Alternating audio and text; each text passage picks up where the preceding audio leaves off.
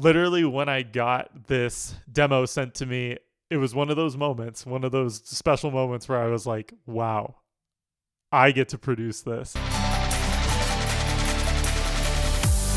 Hey everyone, how's it going? I hope you're doing well. And for those of you who are new here, my name is Jacob Williams. I am a professional music producer and composer. And today we're going to be doing something a little different than what we usually do. For those of you who have been here, we have, you all know we check out new music every Friday, stuff I haven't heard, and I'll kind of give a music producer's take on whatever I'm hearing. I'll try to predict sounds. I'll try to go just kind of gawk at it for a while and go, oh my gosh.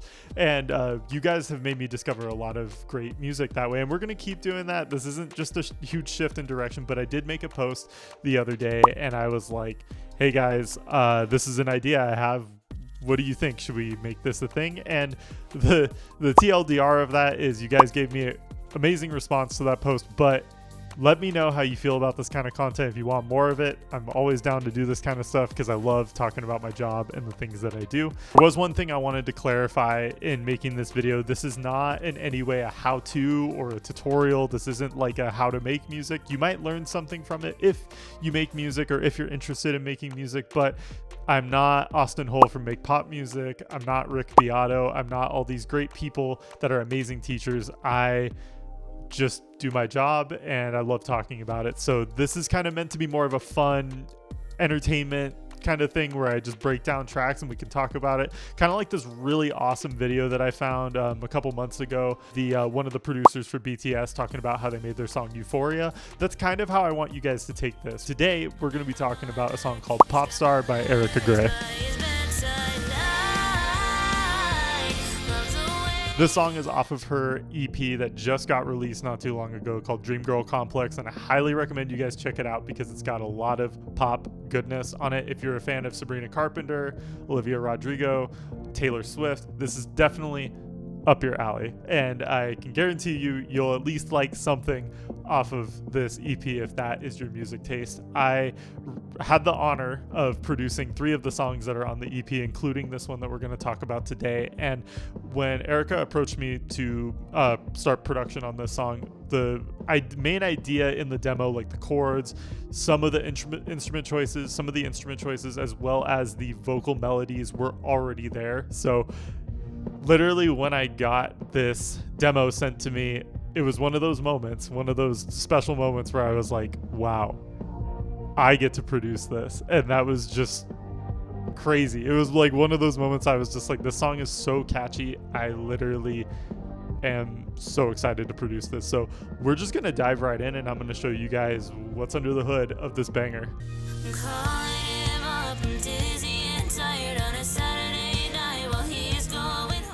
As you can see right here, here is the session file for Popstar. I'm just going to go section by section and we're going to chat about it. Now, I'm a little new to doing this kind of content, so there's going to be a lot of edits. There's going to be a lot of mess ups. I'm used to just doing live one-on-one reactions. This is not scripted. I literally just have a rough outline. We're just going to go section by section here. So the song itself is in the key of A sharp major, and it has a lot, just your pretty standard pop chord progression, right? And the BPM of it sits at about 155. It's actually a little bit wonky, and what I mean by that is most songs that I produce are at a steady, like, flat BPM. This one, because I had written the percussion line and written sort of the main background of the song's instrumental to the demo that Eryka provided me, I was literally like, okay, it's at 155, and I failed to look at the top of my DAW, and it said 155.0244. So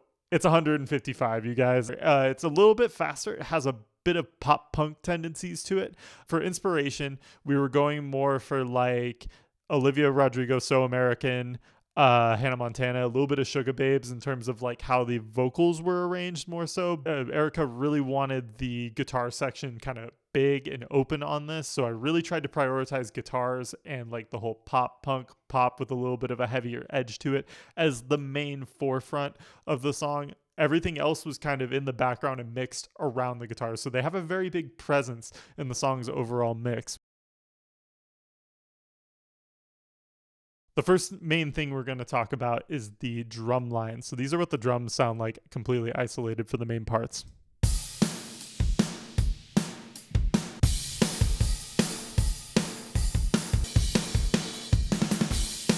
I love the plugin that I use for real drums.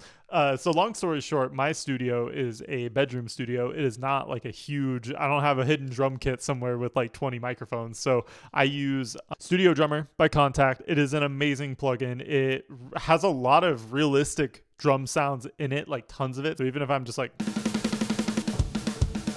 it's super like fluid, like even it can really make realistic sounding drums. I use it for pretty much any song I'm working on that requires like real sounding drums that don't sound too electronic. Love using it. And then I doubled the kick and the snare with samples that sound like this. That way it kind of gives them a little bit of fullness to it. It makes them sound a bit bigger, makes them sound a bit larger. And also on stereo speakers, it'll make the kick sound a bit more punchy and a bit more on the beat instead of being a little off. And everything's quantized. Everything's like meant to be like go for perfect pop sounding. Underneath the main drum line, so underneath the cymbal mix, the drums, all that stuff, I have a percussion bus that has a couple of little sound goody things on it. So in short, what this is it's like a little crash riser combo, a reverse crash leading into it. And then below it, I actually have two things going on that are making those little fast kind of noises.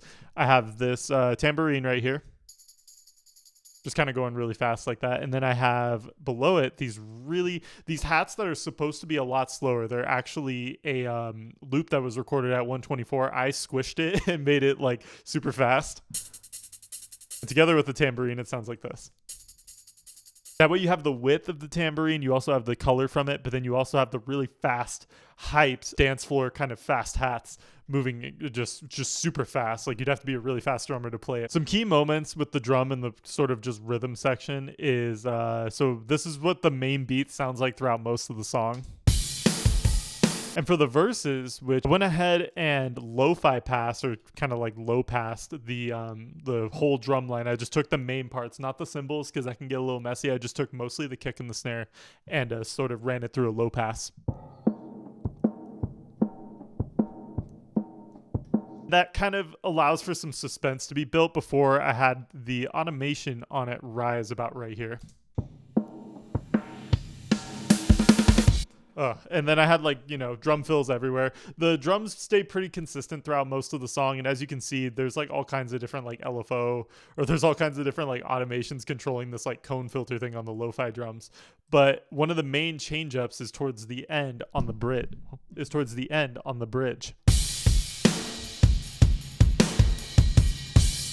Oh, I love when drums go down to halftime like that. That's a good way to sort of make your song, if you're a musician, to make your song sort of like have a little bit more dynamic, is when you have moments in your song where the rhythm just slows down or speeds up double times.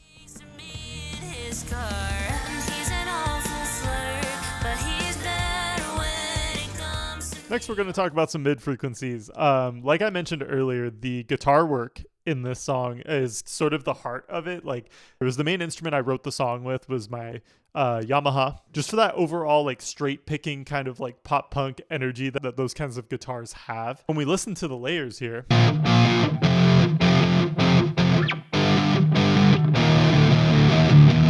you're going to hear a lot of scooping happening. And what that is that's actually a sidechain compressor that I have right here. And you'll see whenever the kick drum hits in the song, it cuts out a lot of those low chunky frequencies of the guitar. That way it sounds a bit more polished pop. It doesn't sound like just straight rock where everything's just being pushed to the limit. It's kind of a popular thing, mostly to do with bass, but in this song in particular, since we were going for more polished pop, I was like, I'm just going to put a little bit of sidechain compression on the guitars right there. But as you can see right here, I really like panning guitars left and right and having at least one in the middle with a little bit of extra gain on it. That way it has that spatial sound, but also has that crunchy mid-tone that can really cut through a mix. This was a lot of fun too, playing around with, okay, which guitar do I want panned? Which ones do I not? Which ones do I want to kind of have that low-key like pluck kind of riff? Which ones do I want to be more open strummed? That kind of took a couple of different turns throughout the song's whole like arrangement here. If we skip over to the the post chorus that I was talking about earlier, like the bridge section.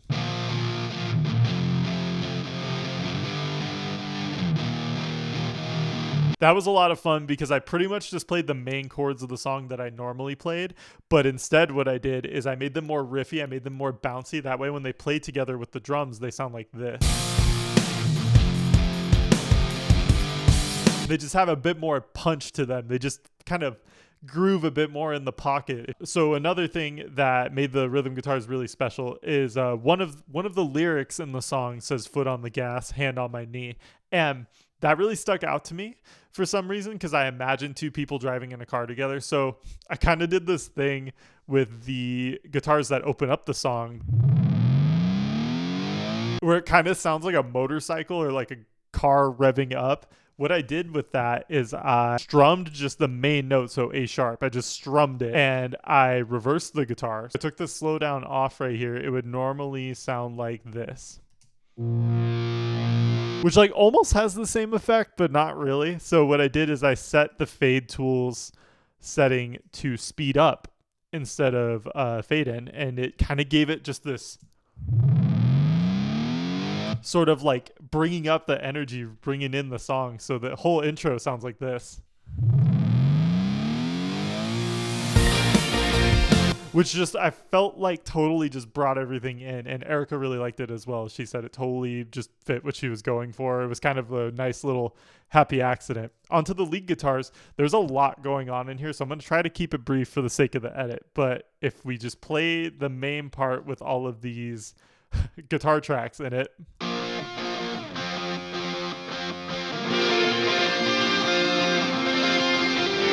So this was a lot of fun to make. And again, I'm just primarily focusing on kind of main sections and stuff, but the leads in general right here were just kind of higher versions of the main chords.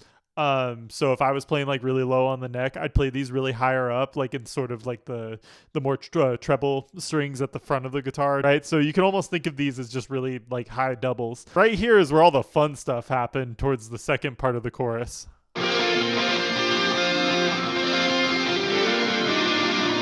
It's like if it's like in one ear you're hearing dream pop and in another ear you're hearing like 80s like glam metal or like hair metal or something, like almost like Avenged Sevenfold but happy in a way. Like if I zoom in on here, if I just play these tracks on their own. So what I did is I just started creating guitar leads. So just really fast, distorted, just noodly guitar leads. And then what I did is I bounced this out as like its own wave file and then resampled it and processed it with just some compression, EQ, and laid it underneath the guitar leads. And it might sound messy on its own, but with the rest of the track, I loved how it came out. Because it gave it a bit more width. It gave it like that weird artifacty sound where it's kind of ping-ponging, like what we talk about a lot in some of those Sophie videos. Like the sound sounds like it's just bouncing off the walls. That's kind of what I was going for on this. Now, with some of the more leads kind of tucked away in the back, this is what those sound like on their own.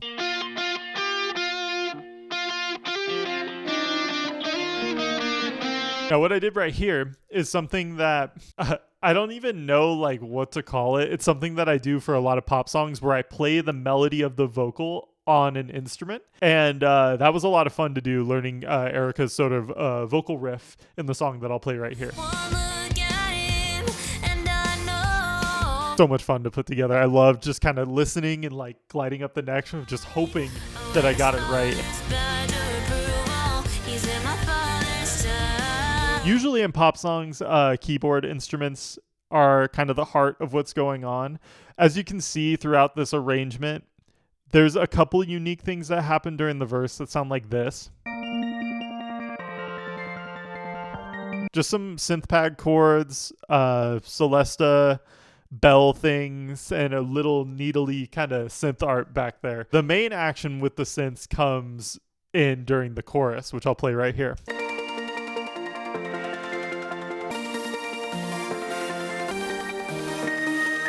So that's sort of the main first section, and then the next part kind of gets a little bit bigger. So there's a lot going on here, and we're going to unpack it. So right here,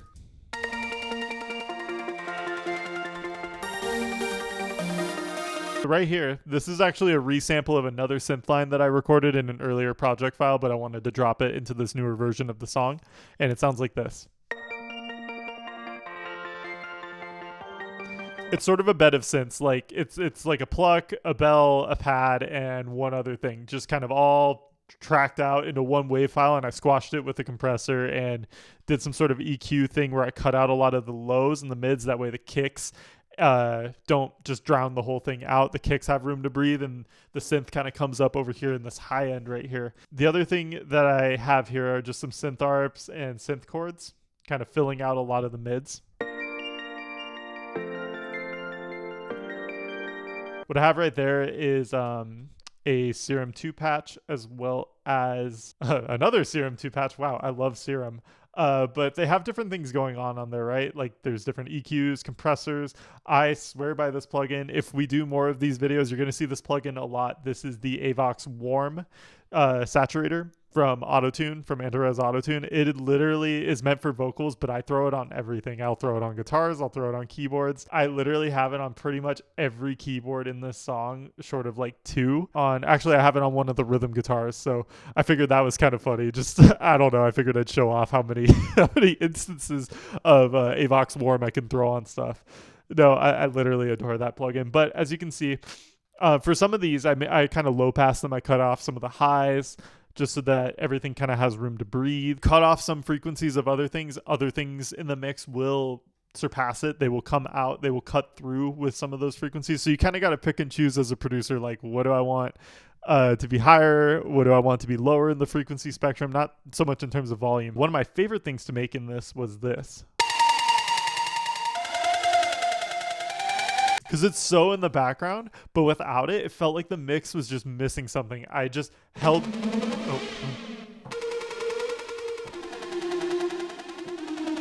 I just held down this synth arp, just smacked that down, tucked it into the mix. It was a neat little experimental arp synth with just a chorus, tremolo, bunch of reverb on it, equalizer, compressor, you name it. I literally threw so much stuff on this. I think Yep, Serum 2. I think in another song that I produced for Eryka, I believe it was Open Tonight, I used this, and she wanted me to use it again, or at least said, like, hey, if you can do, like, the cute bell thing, that would be awesome. And those sound like this. This instrument is very popular in, like, Christmas music, but it's used in a lot of pop. Like, if you listen for it, you'll hear it. It sounds a lot like this, like, on its own, not in the context of the song.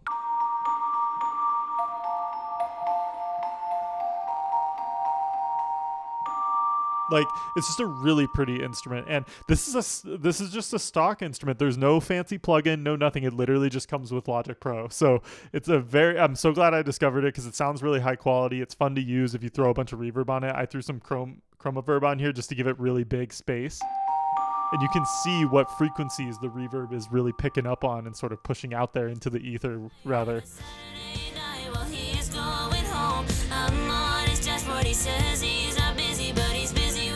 Onto the last section, we got the bass. The bass was the most simple part of this song, and for once, usually in anything pop or rock, I like to layer bass guitar with synth. I like to just throw a glossy synth layer over it just to add more texture. In this song, it didn't really feel like it needed it, so this is what the bass sounds like on its own.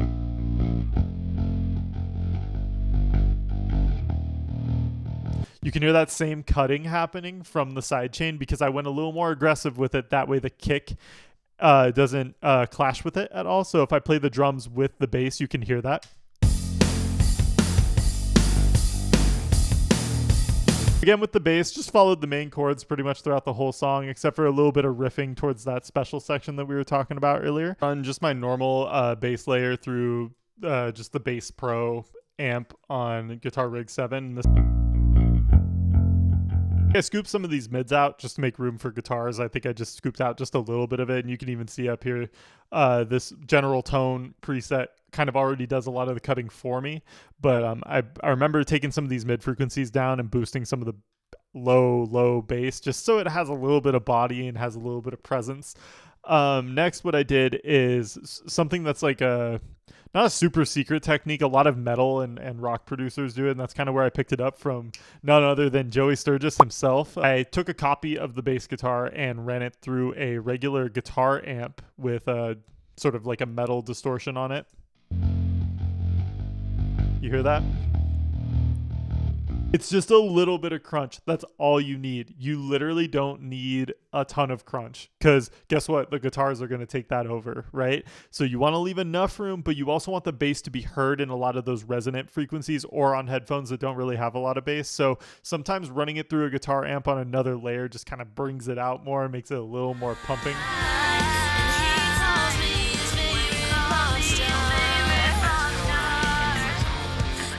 Normally at this point in the video, I would show vocals and then any other sort of miscellaneous stuff that I did to sort of mix the vocals or make them sound a certain way. However, Eryka mixed the vocals herself for the final result of the song that you'll hear on Spotify. So make sure to go give her some love for the work that she put in for those vocals and for getting the mix dialed in that way.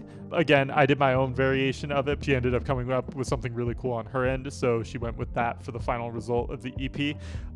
Again, this song is called Popstar by Eryka Gray. Be sure to go check it out. Also go check out her EP Dream Girl Complex, which should be out now. Thank you guys so much for letting me do this and kind of geek out over just fun little stuff that's in some of these songs. I mean, I could literally just make this stuff all the time. If you guys enjoyed this type of content, please let me know. This could eventually be a mainstay on this channel. I would be more than happy to break down some of the cool production stuff I do for my day job. So just say the word, we'll run it. But other than that, keep your eyes peeled for a video this Friday. The poll is up in the community, so go cast your vote, go voice your opinion. I'm checking out new music this Friday, and we're gonna vibe out. Thank you guys so much for your time, and have a great rest of your day.